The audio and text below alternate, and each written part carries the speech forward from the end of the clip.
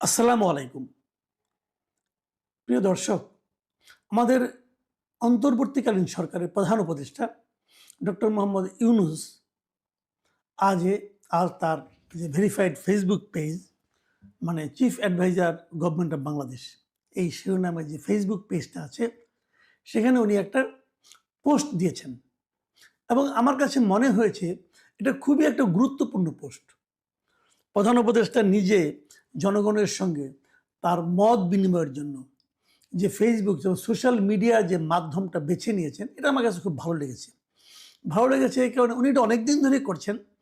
উনি এখানে একটা কমেন্ট করছেন, উনি একটা পোস্ট দিচ্ছেন, কিছু ইনফরমেশন দিচ্ছেন জনগণকে, এবং সঙ্গে সঙ্গে তার পেছনে জনগণও তো রিয়াকশন দিচ্ছে।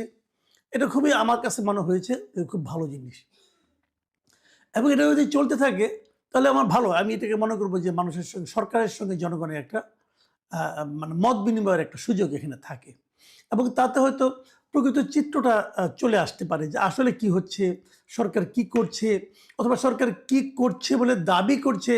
এই সমস্ত নানা প্রসঙ্গ কিন্তু উঠে আসতে পারে। তো আমি আজকে যে পোস্টটা নিয়ে কথা বলতে চাই, সেই পোস্টটাতে উনি যে কাজটা করেছেন সেটা হলো, আমাদের এখানে এই দেশে গত এক বছরে, মানে এই ডিসেম্বর 2025 সালে, মানে উনি যে সময়টা পরিপূর্ণভাবে ছিলেন, এই সময়ে সংখ্যালঘু সংক্রান্ত যতগুলি ঘটনা ঘটেছে তার একটা ফিরিস্তি উনি দিয়েছেন, এবং এই লম্বা একটা পোস্ট দিয়েছেন, এবং লম্বা পোস্টের নিচে মূল যে বক্তব্যটা, ওনার যে মূল যে আপনার যে মেসেজটা, সেটা হচ্ছে গিয়ে এই সংখ্যালঘু সংশ্লিষ্ট অধিকাংশ ঘটনায় সাম্প্রদায়িক সহিংসতা নয়। এই হলো তার মূল মেসেজ। এই মেসেজটা জিতে যে তিনি যেটা করেছেন, তিনি পুলিশের নানা রকম নথি পর্যালোচনা করে একটা পরিসংখ্যান দিয়েছেন, এবং সেই পরিসংখ্যানে উনি বলেছেন যে 2025 সালে এ ধরনের সংখ্যালঘু সংশ্লিষ্ট 645টি ঘটনার তথ্য পাওয়া গেছে, এবং সেই 645টি কি কি আছে না আছে তিনি সেগুলি উল্লেখ করেছেন। এবং উল্লেখ করতে যে উনি যে ব্রেকআপটা দিয়েছেন, উনি ব্রেকআপে বলেছেন যে সাম্প্রদায়িক উপাদান রয়েছে এমন ঘটনা হচ্ছে মাত্র 71টি, মানে 645টির মধ্যে সাম্প্রদায়িক উপাদান রয়েছে এমন ঘটনা 71টি, এবং এই 71টির মধ্যে 38টি ঘটনা হলো মন্দির ভাঙচুর, মন্দিরে চুরি ঘটেছে একটা, হত্যাকাণ্ড হয়েছে একটা, মন্দিরে অগ্নি সংযোগ হয়েছে 8টা, অন্যান্য 23টা। এই অন্যান্যের মধ্যে রয়েছে প্রতিমা ভাঙার হুমকি, ফেসবুকে পোস্ট, উপাসনালয়ের আঙিনায় ক্ষতি ইত্যাদি, এরকম 23টা ঘটনা। এবং এগুলোর মধ্যে পুলিশ 50টাতে মামলা দায়ের করেছে, 50 জনকে গ্রেপ্তার করেছে, এবং অন্যান্য 21টাতে অন্যান্য ব্যবস্থা নিয়েছে। এই হলো ওনার ব্যাখ্যা। এবং এর বাইরে যে ঘটনাগুলি আছে, সেরকম ঘটনার সংখ্যা হচ্ছে 574। এর বাইরে মানে কি, মানে সংখ্যালঘু সম্প্রদায় সংশ্লিষ্ট ঘটনা, মানে কোনো একজন হিন্দু ব্যক্তিকে ধমক দেওয়া হয়েছে, হিন্দু ব্যক্তিকে মারা হয়েছে, এরকম ঘটনার কথা পুলিশের হিসাবে উনি উল্লেখ করেছেন, সেরকম আছে হলো 574টা। এবং তার মধ্যে কি কি আছে, প্রতিবেশী বিরোধ 51টা, জমি সংক্রান্ত বিরোধ 23টা, চুরি 106টা, পূর্ব শত্রুতা 26, অস্বাভাবিক মৃত্যু 172। অস্বাভাবিক মৃত্যু 172 মানে এটা কি ভাই? অস্বাভাবিক মৃত্যু জিনিসটা কি বোঝার চেষ্টা করেন।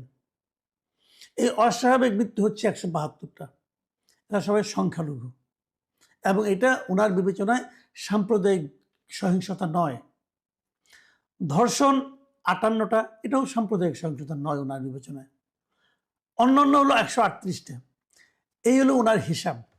এবং উনি যে সাম্প্রদায়িক যেটা বলেছেন, মানে মন্দির এবং মন্দির সংক্রান্ত যে ঘটনাগুলি ঘটেছে, কেবল এগুলি ওনার দৃষ্টিতে সাম্প্রদায়িক ঘটনা।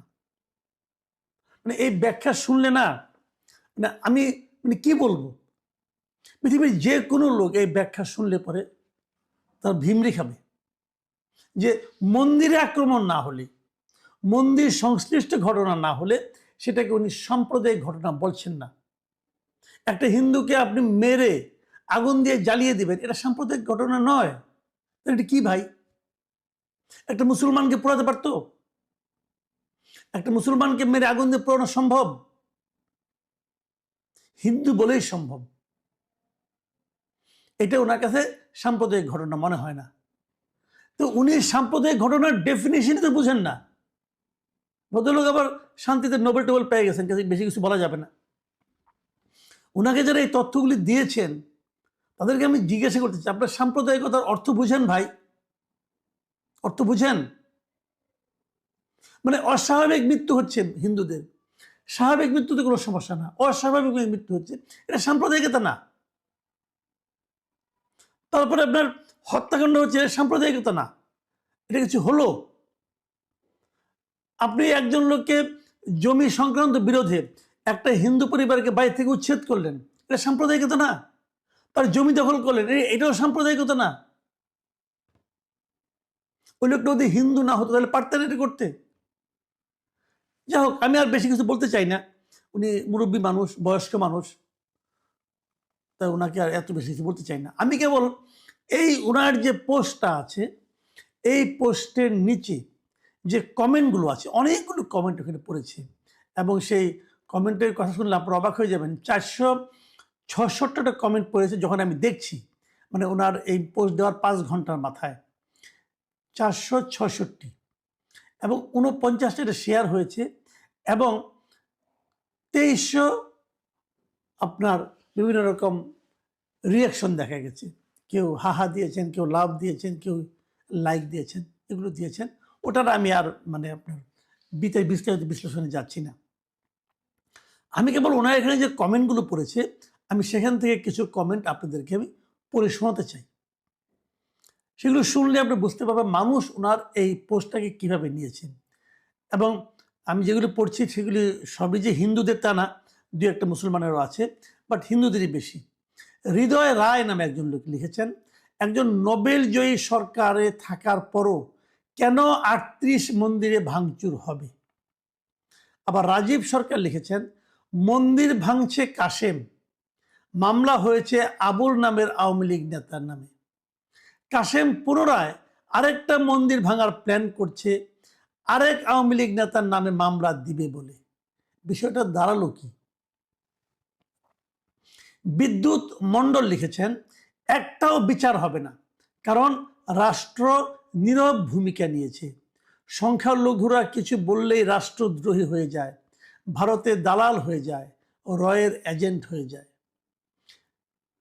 অথচ 1200 টন ইলিশ রপ্তানি হয় এখন। মোহাম্মদ নাজমুল হাসান লিখেছেন, 1600-র বেশি মব ভায়োলেন্স হয়েছে, একটারও বিচার হয়নি, মামলাও হয়নি। কাকু শুধু ফেসবুকে লম্বা লম্বা পোস্ট দেয়। সোহাগ দাস লিখেছেন, সংখ্যালঘুদের মধ্যে যদি একজনও বিচার পেয়ে থাকে জানাবেন। উনি কিন্তু চ্যালেঞ্জ করলেন, একজনও সংখ্যালঘুকে বিচার পেয়েছে তার উপর ঘটে যাওয়া অত্যাচারে? সুরঞ্জিত বাবু সেন লিখেছেন, এতদিন পরে কেন এমন বাক্য বলতে হলো? কোনো কিছু আছে নাকি পর্দার আড়ালে?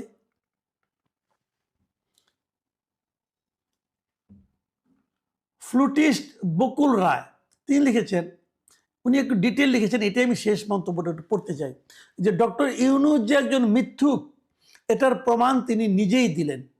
2025 সালে 645টি ঘটনার মধ্যে শুধু 71টি ঘটনায় সাম্প্রদায়িক উপাদান পাওয়া গেছে বলেছেন ডাক্তার ইউনূস।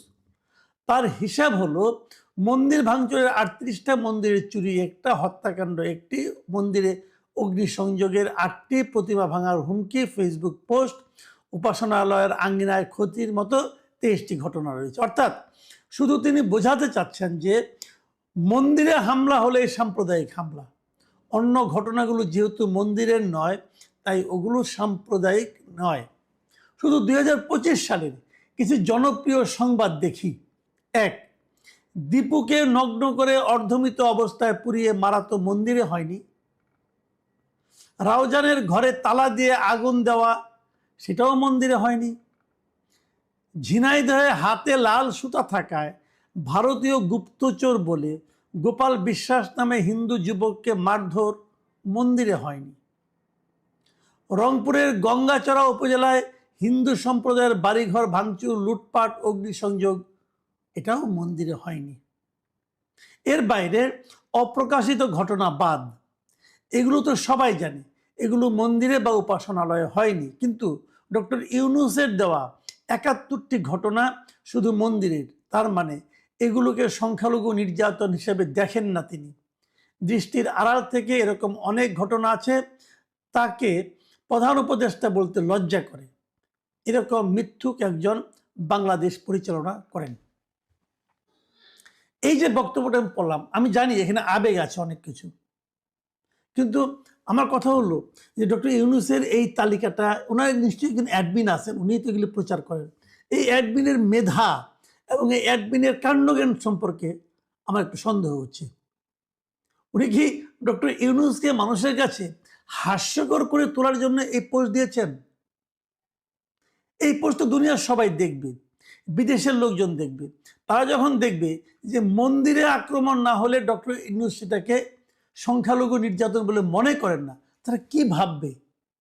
আমি ডক্টর ইউনূসকে প্রশ্ন করি, আপনি এগুলি কাদেরকে রেখেছেন আপনার এই সমস্ত কাজ করার জন্য?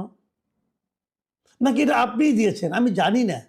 আপনি এত মানে এতটা মানে কম বুদ্ধিসম্পন্ন আপনি হবেন এটা আমি ভাবতেই পারি না। নিশ্চয়ই কাউকে না কাউকে দায়িত্ব দিয়েছেন। এই লোকগুলি তো আপনাকে ডুবাচ্ছে ভাই। অবশ্য আপনি এমনিতেও ডুবার আর খুব বেশি একটা বাকি নাই, যতটুকু আছে সেটুকুও ডুবাবে এরা। একটু সতর্ক হন। আপনার নামে যা কিছু প্রচারিত হয় সেগুলোর সম্পর্কে একটু সতর্ক হওয়া দরকার, কারণ যা কিছুই প্রচারিত হচ্ছে আপনার ভেরিফাইড অ্যাকাউন্টে দায় দায়িত্ব কিন্তু আলটিমেটলি আপনাকেই নিতে হবে, এবং গালি সেটা আপনাকেই শুনতে হবে। প্রিয় দর্শক, আমরা দেশে কোনো ধরনের সাম্প্রদায়িক সংঘাত চাই না, আমরা সংঘাতই চাই না। আর সংখ্যালঘুর উপর আক্রমণ সেটা তো আরও চাই না। একটা দেশ কতটা সভ্য সেটা আসলে নির্ভর করে সেই দেশে সংখ্যালঘুরা কতটা নিরাপদে থাকতে পারেন তার উপর।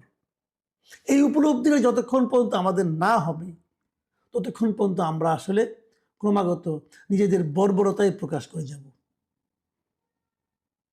প্রিয় দর্শক, এখন এ পর্যন্তই। আল্লাহ হাফেজ।